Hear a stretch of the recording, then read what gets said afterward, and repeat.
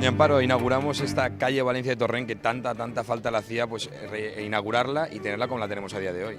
Pues como está a día de hoy, como todos esperábamos que fuera una calle no solamente donde transitaran los coches, sino también estuviera los vecinos, la gente de la calle.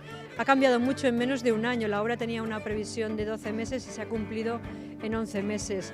Y al final se ha hecho lo que yo creo que se debía de haber hecho y no de otra manera.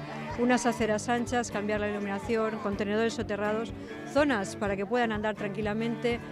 Pues bueno, este asfalto fonoabsorbente, que lo que genera, como decían los vecinos, dice, es que ahora ya no oigo nada.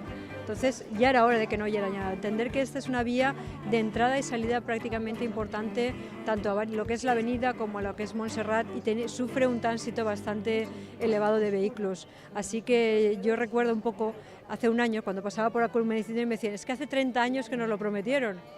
Bueno, pues a quien se lo prometió y no lo hizo, que le pidan algo. Lo que sí que está claro es que a partir de, y gracias a lo que es los fondos del Urban, esto se ha ido a una realidad y todas las actuaciones que se han hecho en el barrio del Chenillet.